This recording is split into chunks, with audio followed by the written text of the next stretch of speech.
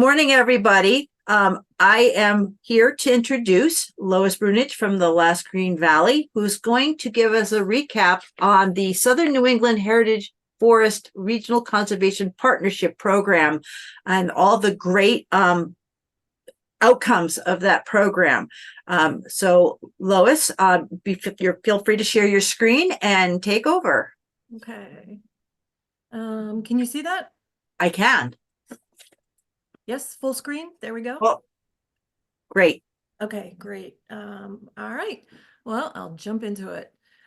Um, Here's the satellite view. I think many of you seen this before. In the upper right-hand screen is Boston, and it goes all the way down to Washington, D.C. You can see all the bright lights and this dark notch.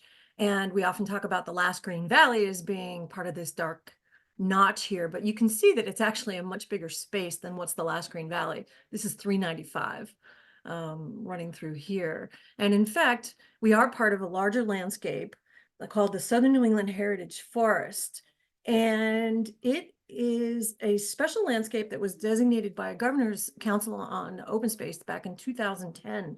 You can see that between the Southern New England Heritage Forest, the Quabbin and the Cardigan, up through the Greens and the White Mountains, you have this really nice corridor of forest and land stretching from the coast all the way up to the Canadian border. And in fact, the Southern New England Heritage Forest is still overall about 76% forested. And you can see how green it is compared to the heavily developed areas surrounding us. So we had been working with quite a few partners in this region. And of course, there are many other land trusts and other partners working on conservation. But these are the partners that jumped onto this particular project. We, the Last Green Valley, were the lead. Mascon and Opacum were the lead in Massachusetts. Northern Rhode Island Conservation District was the lead in Rhode Island, and NRCS was the funding partner.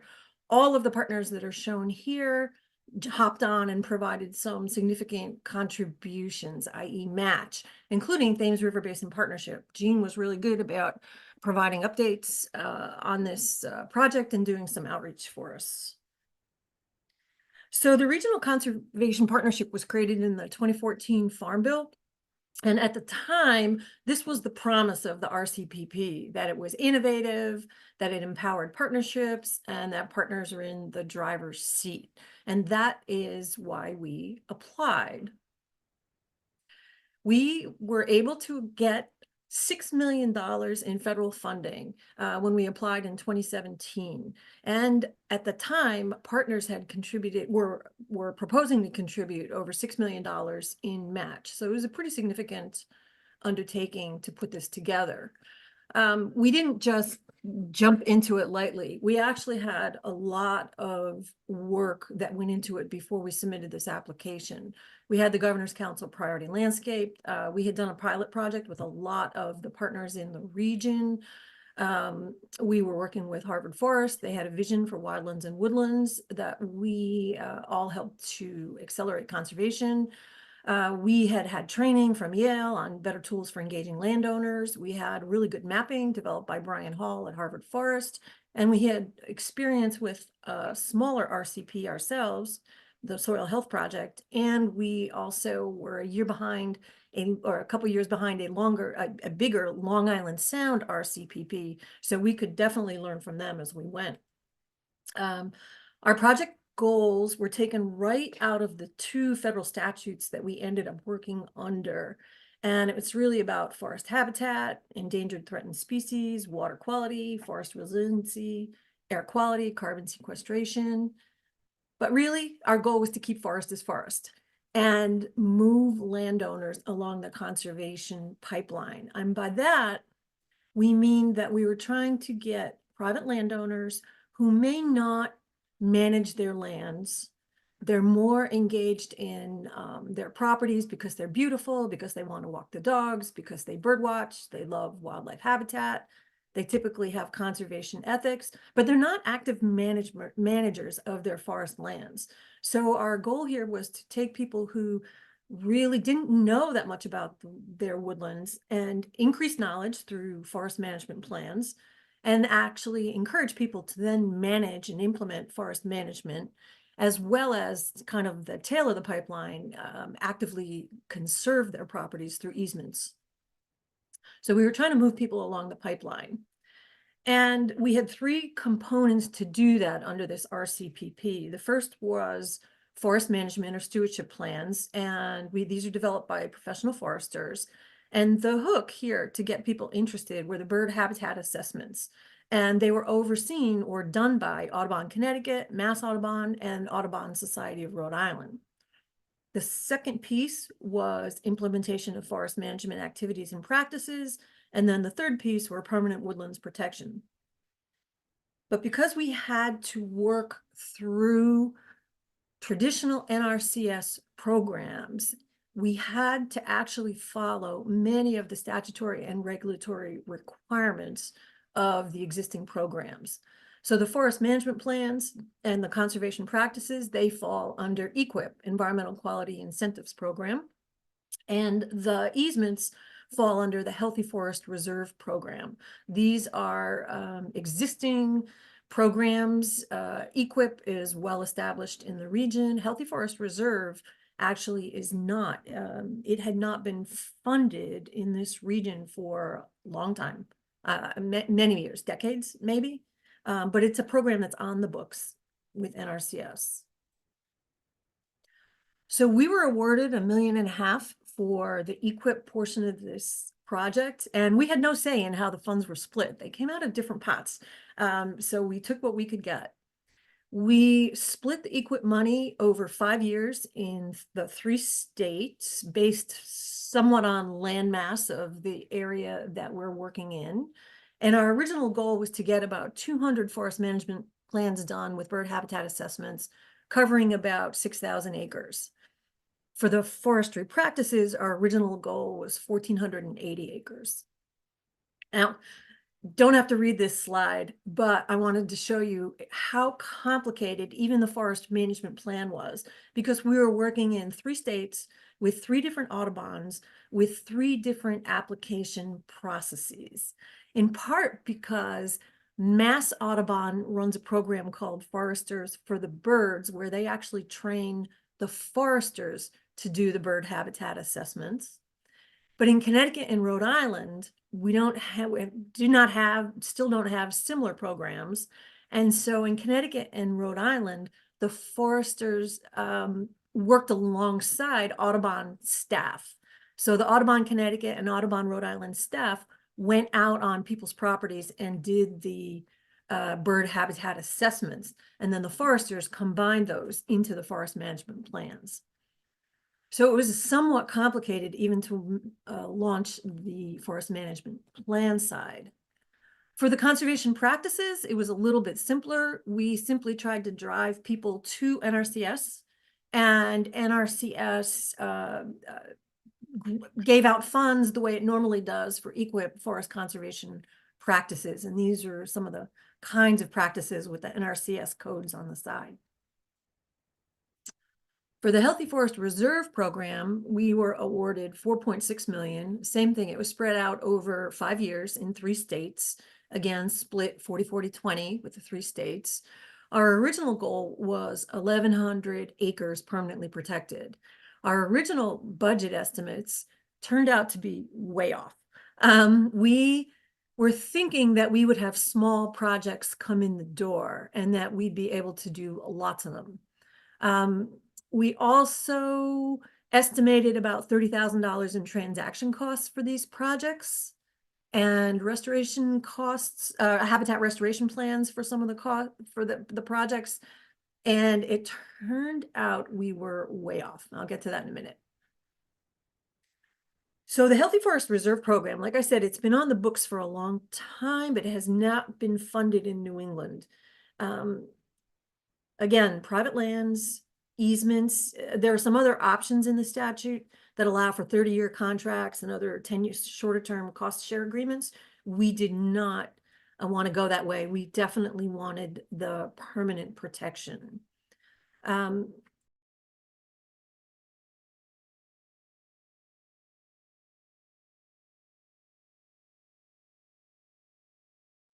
Jean, Lost you. I got muted somehow. Oh, It said that the host muted me. Yeah, that was not intentional. I don't know how it okay. happened. I can stop. Anyway, the primary goal, though, of the Healthy Forest Reserve program, even though it does have a couple of other statutory purposes, is really recovery of endangered and threatened species. And that's what the focus was of most of the easements that NRCS is taking through this program. The land has to be able to restore or enhance or measurably increase likelihood of recovery, federal and state endangered or threatened, but it also includes species of special concern or conservation need, which is really the direction that we went with in this program. But you have to have a very specific restoration plan and implementation of forest management practices for each of the properties that enrolls in this easement program. The landowner retains title to their property, NRCS holds and enforces the easement. And again, you don't have to read this whole screen. It's filled with acronyms, but it's a very complicated process. We helped with the pre-screening and getting the application packages together and picking the top properties and getting them into NRCS. But NRCS has to do a lot of due diligence before they can actually close on an easement. It's a very long process. So how did it all go? What did we do over the last 5, now 6 years? At the beginning, we had, oh my God, we had more coordination meetings than I care to admit, but in part because we were working with 3 separate NRCS offices, 3 separate Audubons, 3 separate states. It made it complicated, but we had many coordination meetings, lots of education and outreach events, a number of forester trainings. This was particularly in Massachusetts because Mass Audubon did these trainings for the foresters so that they could assess bird habitat. Mass Audubon reviewed their plans one-on-one as the foresters started out. We had a lot of outreach materials, and it took about 750 hours of my time alone, to say nothing of everybody else's time. We were able to create kind of an innovative way to deal with the forest management plans and bird habitat assessments. It took a lot of work, but it actually ended up being quite smooth once we got it running. And all of the sign-up rounds that we held were fully subscribed. We had reached kind of capacity between Audubons and the foresters to be able to do the plans. And on the Healthy Forest Reserve easement side, we also had a really pretty successful way to rank and score each of the properties, and it was different in all 3 states, so it took us a while to develop those criteria, but it worked well to get projects in to this program. So on the forest management plans with bird habitat assessments, our initial goal was 6,000 acres, but our final total was 8,905 acres of woodlands now covered by forest management plans. The properties were larger too than we had originally contemplated. We thought they'd be small 30-acre properties, but on average, they were much larger. We had a couple 100-acre properties come in the door. So the final total was 142 plans, 8,905 acres. On the forest conservation practices side, initially we expected to be able to fund management practices on 1,480 acres, but all of the funds were expended under 24 contracts, and it actually covered work on 953 acres. I guess prices went up. And on the easement side, our initial goal was 1,100 acres. Our very first application round in 2018 was short. We really thought it was going to be just a test to see how it went with a pilot. But even in that very first round, we were well oversubscribed, and we had very large landowners come in the door. 4 of the landowners were greater than 200-acre parcels. So as of today, because this process is, I got to go back. Hang on. There. As of today, this process takes a long time. Even after 6 years, Only one easement has closed in Rhode Island for 142 acres, but the remaining acres, 2 properties in Connecticut, 376 acres, 3 in Massachusetts, at 257, and 2 in Rhode Island at 126. Those are all under agreement. And so they're moving along, trying to finish up the due diligence for all of those other properties. So we'll have ended up with 9 parcels or 9 projects at 901 acres. So a little bit less than we hoped for, but more expensive than we had budgeted. It turns out the transaction costs, even to get the surveys, I believe there were some of the larger properties that had multiple parcels. There were some survey costs that ran astounding numbers. I believe one of them was even like a 6-figure survey. I mean, it was crazy how expensive the surveys were. Partners contributed well over $7 million. Our original commitment was 6.1. We're at 7.6. Most of this is from easement acquisitions by the Commonwealth of Massachusetts and the state of Connecticut, covering 2,000 acres during the same time frame that have been permanently conserved. There was another $385,000 with forest management plans and practices. A lot of that was from Yale, Quiet Corner. Massachusetts contributed a restoration plan for 300,000 or 30,000. Resource monitoring, that's really Providence Water. One of the key criteria in Rhode Island was watershed protection in Providence water lands that were privately held. And so they contributed as match their water quality monitoring. And then the rest is kind of outreach, education, and admin. So the total there is about 7.6 million. Additional lasting impacts, we built good relationships with so many of these partners, brought a lot of federal dollars into the region, have a lot of new landowners with forest management plans. In that first round of applications for the Healthy Forest Reserve Program, we demonstrated demand for easement programs. People really have a conservation ethic. They just need some dollars on the table. You know, it's very hard for most of the landowners in the region to outright donate their properties. And easement is a cost-effective way to get that permanent protection. We ran with a number of the landowners who did not get selected for this, but still had very significant properties. And the last Green Valley, we were able to package together a forest legacy project that has been awarded funding. Of course, it will take a couple of years to get those projects closed, but we've got another 821 acre forest legacy project that will conserve that many acres. From this, we spun off a land trust advancement initiative with all of our Northeastern Connecticut land trusts. We have a nice conservation mapping system now that we're continuing to update. In fact, it has one of the best protected open space layers for Northeast Connecticut. And we've been sharing that data widely, and we're in another round of updates right now. And for our partners in Rhode Island, it spun off another RCPP project that they're just beginning to work on. So we're kind of proud of the spin-off projects from this RCPP. Here are all of the people who worked on it. And Bill, Carol's seen this this presentation. We were part of a panel at a conference not too long ago where all of us talked about this project. And that's it. That's my summary.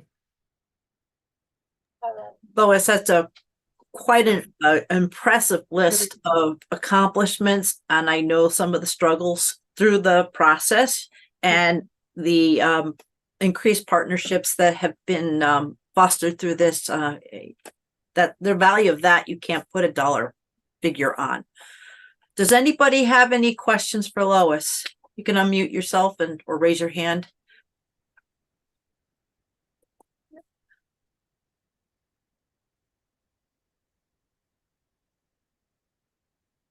Seems like everybody's comfortable with your presentation. It was awesome, Lois. So thank you. And I look forward to, finalizing this on all the TRBP documents. Yeah, we're gonna have a wrap-up party on February 29th. I haven't sent out the invitations yet, but for all the partners. So in our office, if you come to the office, we'll buy lunch. If you don't come to the office, we'll do this by Zoom. We'll do the slideshow by Zoom then too. So Very good. Thank you. thanks.